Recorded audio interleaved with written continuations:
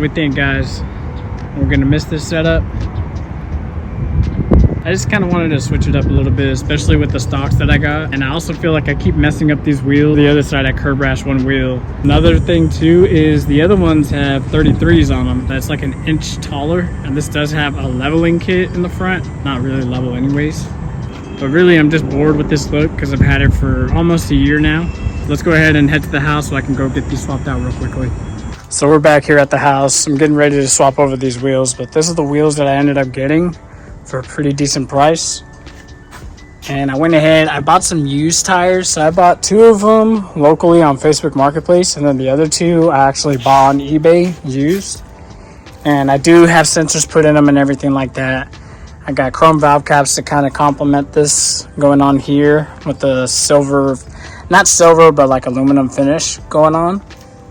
And they are Nitto Ridge grapplers. They come out to be, so it's a 285 50 22, but Nitto will show you over here. So it's basically a 33 by 11.5. So the reason I went with an 11.5 is because I used to have 33 by 12.5s on this truck whenever I first got it. That's what they came with. And it had a leveling kit on it. It was like a 2-inch leveling kit. But this one right now is like a 1.85, like I've already told y'all plenty of times. And so for a 12.5 wide tire, I do not think it will clear as well. And like these ones right now, this is the stock tire size, but obviously it has negative offset. So it's already like this rubs like right here on the inner fender on both sides. It rubs, but obviously I think that has to do with the offset. But this is the wheel swap we're going to end up doing. And this is, like I was telling you earlier, this isn't going to be permanent. This is just so I can put the forces away, take care of them, polish them, eventually ceramic coat them. And that's the main reason I want to put these up. These ones, they already have like some scratches on them. This one has a scratch on it. None of them are perfect. Or I guess not one more thing, but in addition to what I was saying, it's just getting kind of annoying. Like you can see this fender part's already like completely gone, like rubbed through. And it's just getting annoying not being able to go. I can go full lock, but like you're destroying the fender. It's annoying me a little bit. So, and I do want to update you on the system because the system is fully functional now.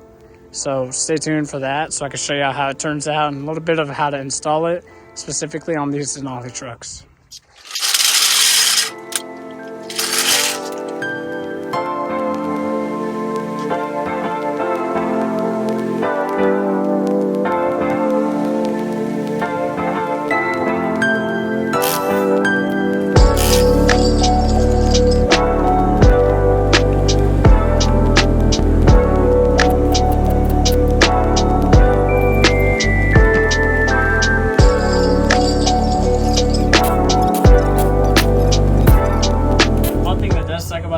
Trucks is after you do all this, your tire light's going to be on and you got to relearn the system.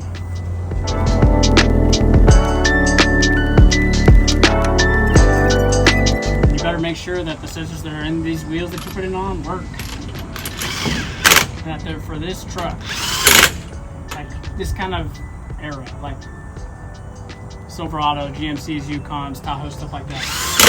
As long as it's like one of those trucks in the same kind of year generation, should work. So right now what I'm going to do is I'm going to torque it to 140 foot-pounds, which I already have it set at because I had just recently rotated these wheels in my house. I decided to do all this, so go figure.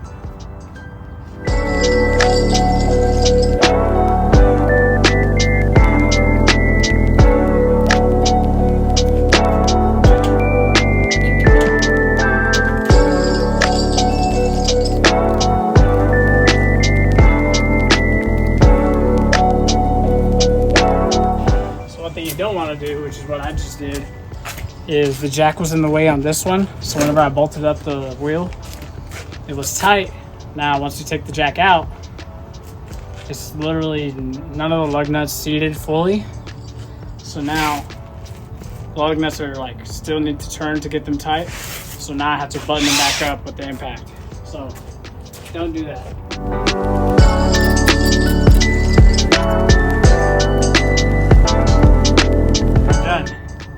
You know you're done when you got sweat rolling into your eyes. That's how you really know. So you have generally an idea of how it's gonna look, but I'll show you all the final reveal at the end of the video. But this is just to wrap up also the subwoofer videos. So, got the 212s working and everything like that.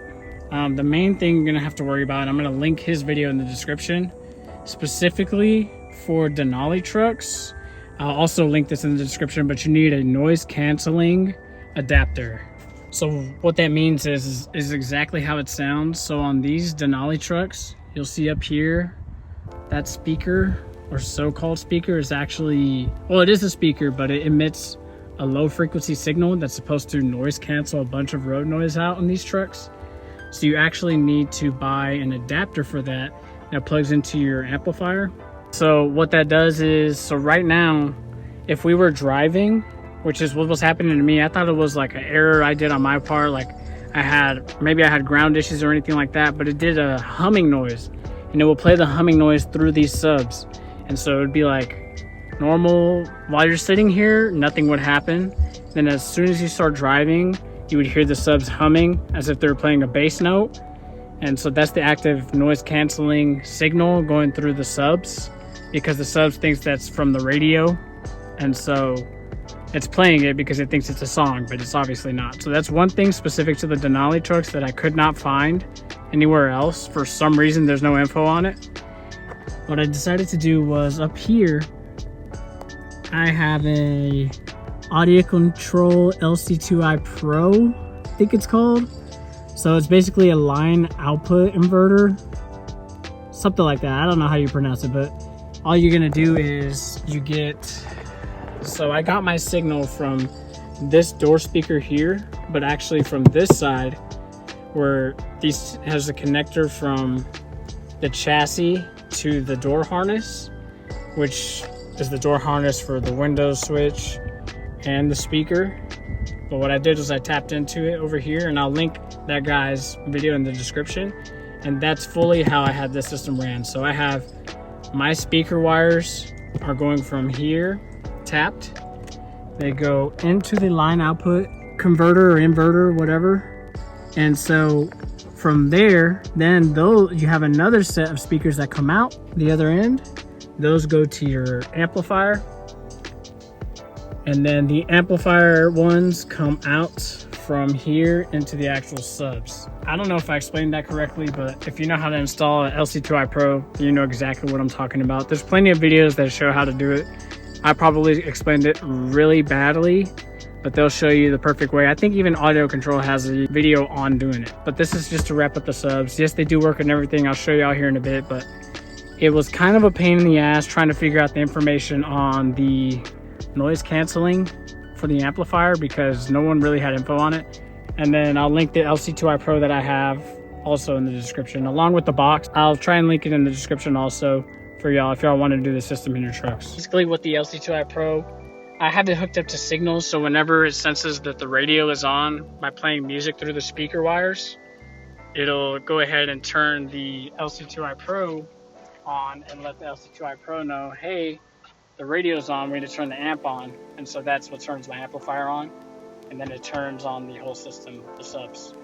One thing I will complain about is if your speaker volume is not that high, like on my truck, maybe I hooked it up wrong, but if it's not too high, the subs won't turn on. Like the amp will never turn on because it's not getting enough power or current or something for the LC2i to want to turn on the amplifier.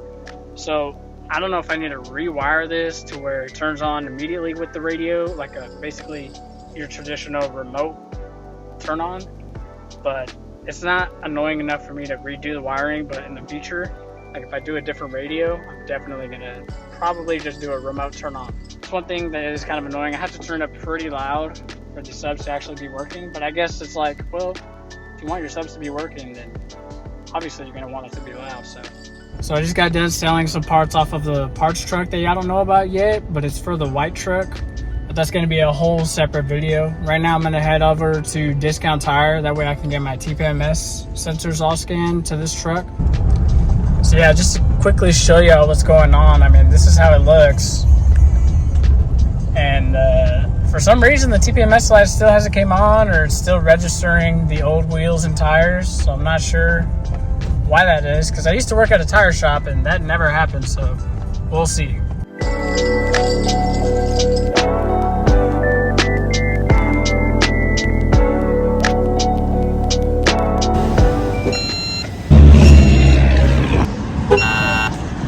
And just like that, we're back in business. So definitely very different tire pressures than what we had on. So I'm okay with where they're at, especially with these ones. They're LT rated. I think the max is 80 PSI, so I'm cool with leaving them at 40, 42, whatever.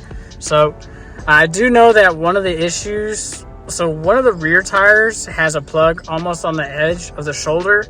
So that's another reason why I wanted to get this done, to make sure that it's not losing air or anything like that. And so far, only 1 PSI is off. I don't care about 1 PSI.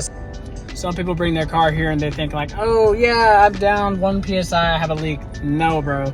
If it's like one of them is down 5, okay, then something's going on. But if it's 1 or 2, don't worry about it. Do not bring it here. Be a man or a woman and fill your shit up at the house, because that is one of the most annoying things that could happen whenever I used to work here. So keep that in mind, please. This is for all my Discount Tire people. I got you. So we're gonna go ahead. I'm gonna wrap up this video. I want to show y'all the system, because my phone actually started overheating whenever I was trying to film the rest of it. So I'll show y'all there, and then we'll do an overall look of the truck and the new wheels and everything here in a bit. All right, so now we should be ready to show you the system just to see how it sounds. You're obviously not going to hear it because you're hearing it through a microphone, but just to give you a general idea of how it does sound whenever it feels like turning on.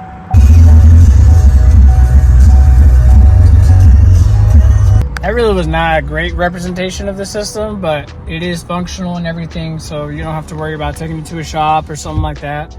Them doing some ghetto wiring like some of them do. Moment we've all been waiting for. We're gonna see how the truck looks with all 4 wheels swapped out to the OEM, I guess you call it Denali wheels. I don't really see these wheels on this truck too often. I'm sure there's a lot of people that have them, but they don't come from the factory with these 22s. They come with a separate set of 22s that you've seen in the whenever it first came in. So I'm gonna show you how the reveal, see how the truck looks, and see how we like it overall.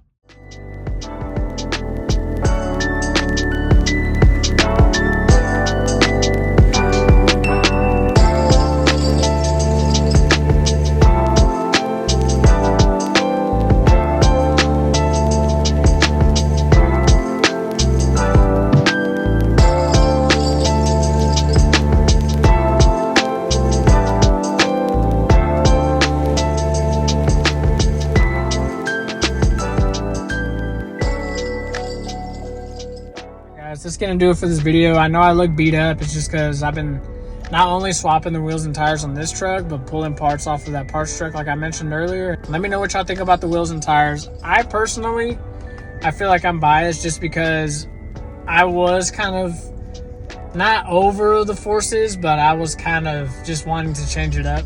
I think a Bubba setup, in my opinion, would be 35s and up, but this would be my version of a Bubba setup, and I like it. I can see why people like the OEM wheels with big fat tires on them, especially like OEM 22s. Another thing too is, I'm gonna be honest guys, I'm lazy and I don't want to have to care about these wheels too much. Like if yeah, obviously I'm gonna wash them and stuff like that, but I don't want to have to worry about hitting curbs and stuff like I was with the Forces. It was a pain, especially like in drive-thrus that were super tight. It was like, I'm about to scratch these wheels. Depending if anything goes wrong with these, obviously. But let me know what y'all think about the Baby Bubba setup or the Baby Forces. Which ones would you rather have on if you were in my situation? Comment down below, DM me on Instagram that I'll put in the description as well. But yeah, man. So y'all take care. I'll catch up with y'all soon, hopefully with an update on that white truck and this part out truck that I got going on. But I'm currently trying to stack some money so I can put it back into the white truck. But it's a whole ordeal, and dealing with people is rough. If you've ever had a Facebook Marketplace interaction, imagine doing that times 10, because everybody's trying to get certain parts for their trucks while I'm parting this one out. So And then I'm hoping also to have a cost breakdown on that whole situation with the swap that I'm going to be doing. So stay tuned for that, guys. Make sure to subscribe, like the video if you think I know what I'm doing. And if you don't think I know what I'm doing, still like the video, okay? Catch up with y'all soon.